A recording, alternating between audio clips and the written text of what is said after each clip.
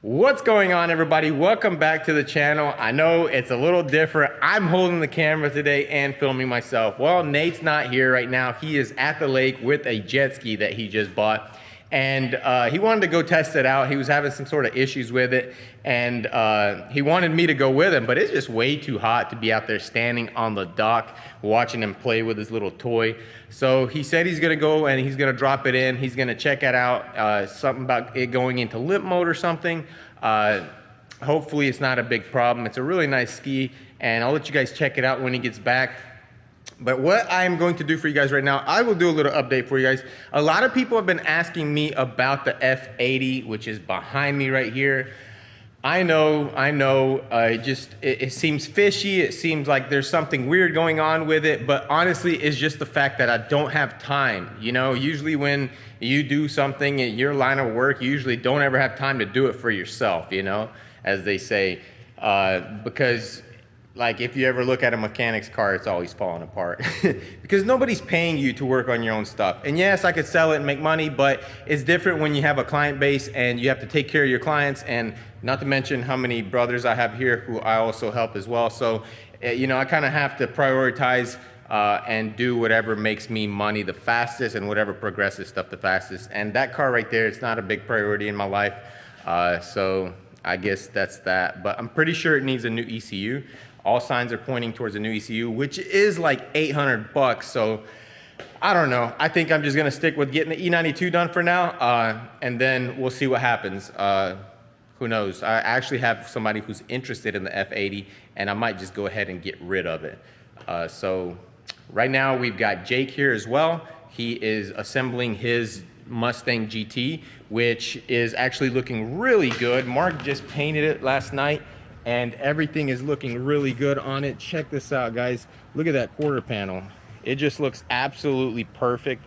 He's already got the rocker on it. He's already got a lot of the interior back in it.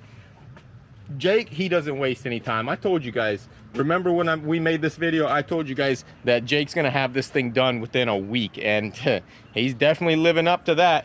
It's looking really good. He went to get some glue. I'm gonna help him pop this glass in, and we got two glasses actually to install. We got this one right here on the side, and then we've got the rear one right here. And so I'm gonna help him put those in, and man, I think he's gonna have this car done today. Like if we get the glass in and he's got everything else, I mean, he'll be done with it. So super excited for Jake, super happy for him. I love seeing my family come up. So yeah, we'll just wait on him and help him out.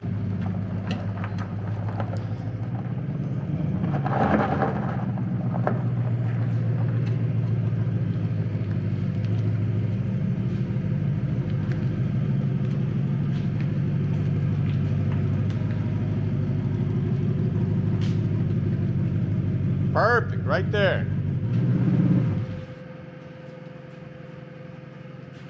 All right, so I had Jake pull it in because he was out there in the direct sunlight and it was kind of getting everything hot. But as you guys can see, we do need to cut this glue off right here. So we're gonna grab a razor blade, cut that all off, and then apply the glue and slap that window on. So here we have our Milwaukee electric caulk gun, and this thing is actually really cool. It saves you a lot of time, and it saves you a lot of energy as well. You don't have to sit there and crank these things. You just pull that trigger right there and it shoots that glue out with no problem. So we're gonna get all this glue off of the car and off of the glass and get this thing installed. New razor.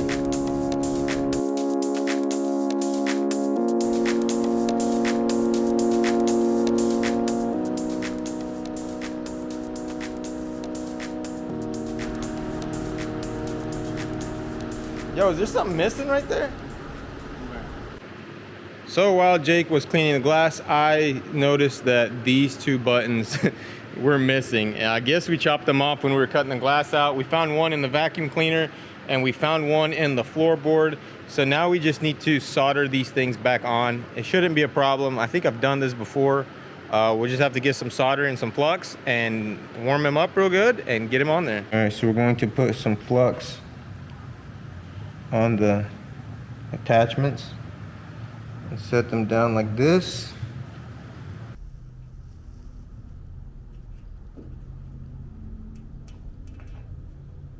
just like that. Yep. And then we need to flip it over.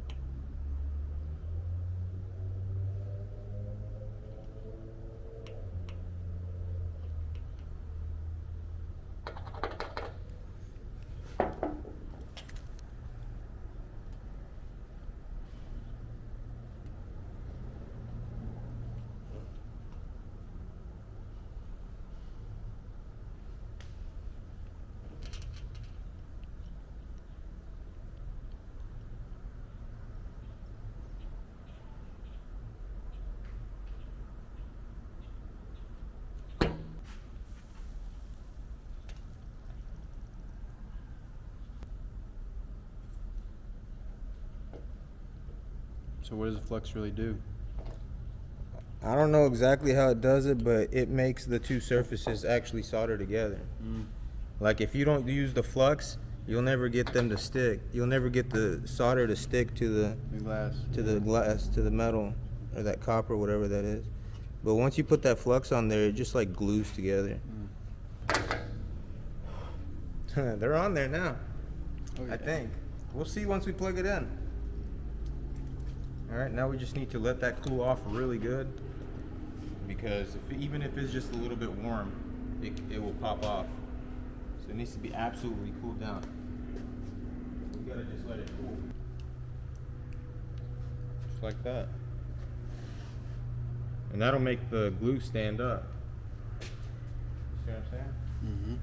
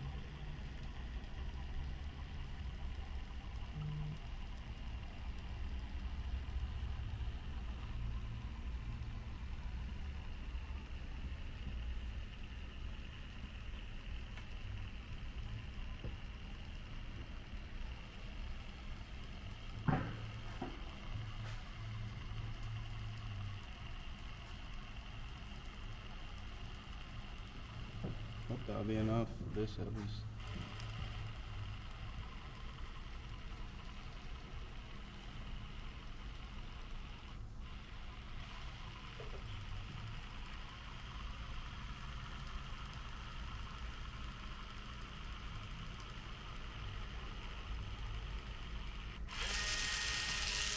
Dang. It's out. Yeah.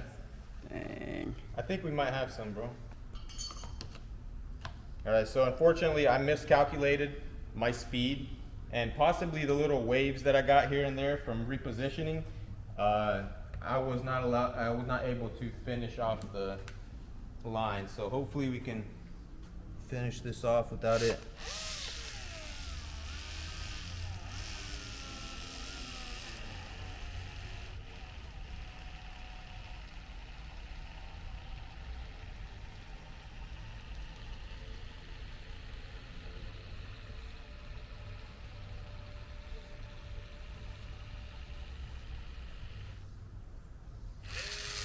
Go up. Slide that. Slide that. And then look, go push it up to the trunk kind of. Yeah. Up to the trunk. No, I'll get this side right here. Hold on, don't let it down yet. Line it up. Alright. Alright, hold on, don't lay it down. No sir, no sir. Alright, get your hands out. You should go a little bit your way. Yeah, there we go. This cap's looking good. Yeah, you gotta move yours up. Yeah, I'm going to. That's not wide.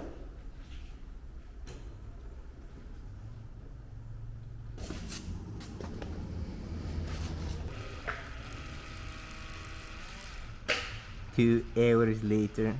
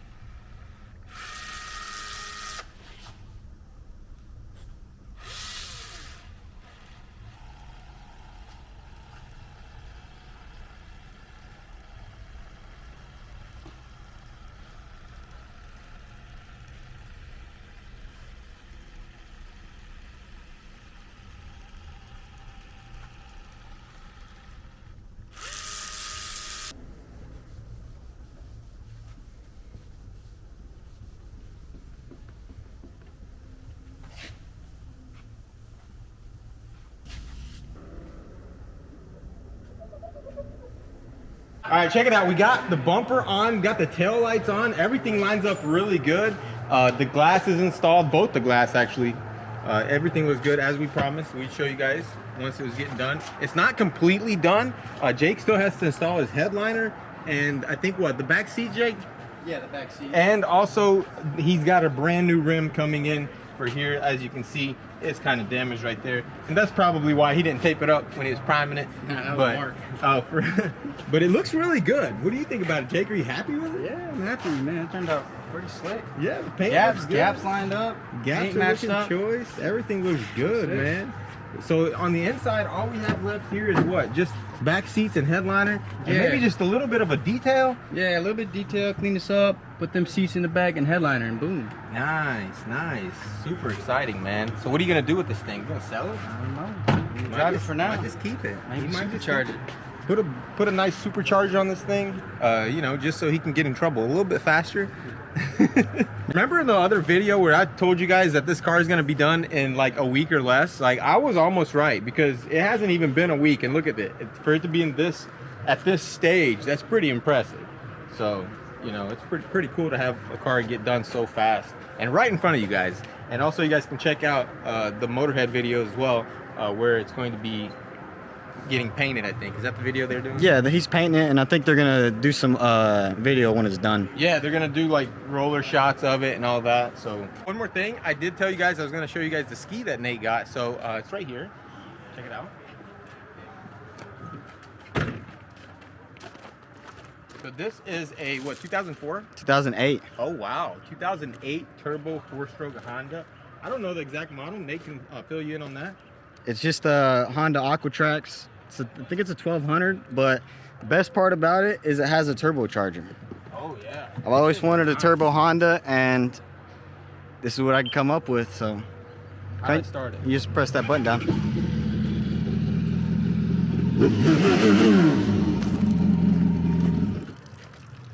All right, let's hear it. Let's hear it. You can't start that out of the water. You can't start that out of the water.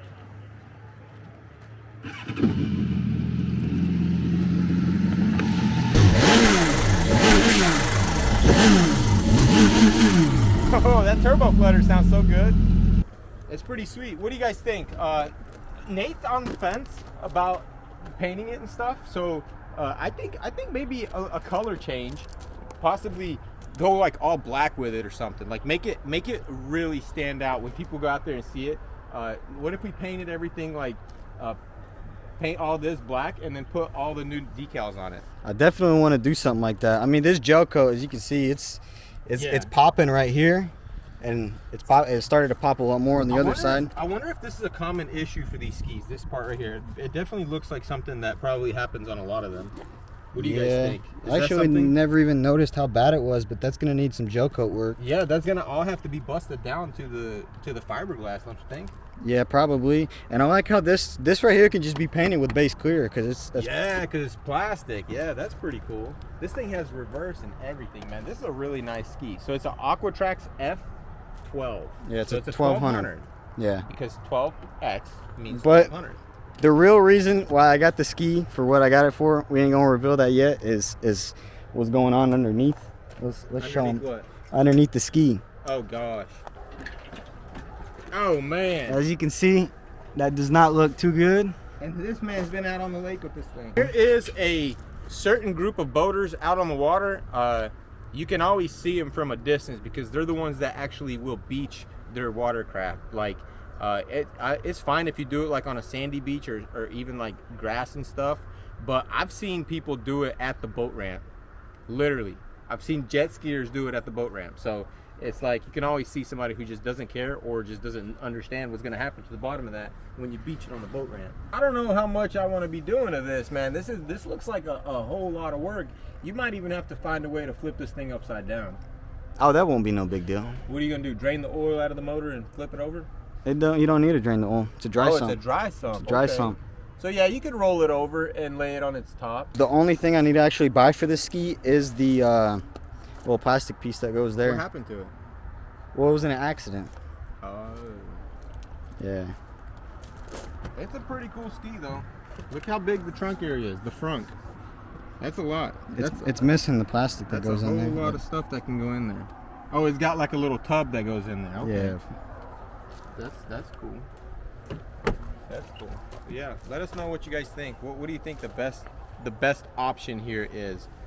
Because it is something that we've invested a minimum amount of money in, and we want to do a minimum amount of work and more money investing. So let us know what you think. A lot of you boat guys out there might have a pretty decent opinion on how we should do this and what we should use, what type of material, and what procedures to do, and possibly maybe you guys have somebody that you know on YouTube that does it, and you can point us in their direction and we can watch their videos and possibly subscribe to them, you know. So let us know in the comment section below, and we will see you guys later.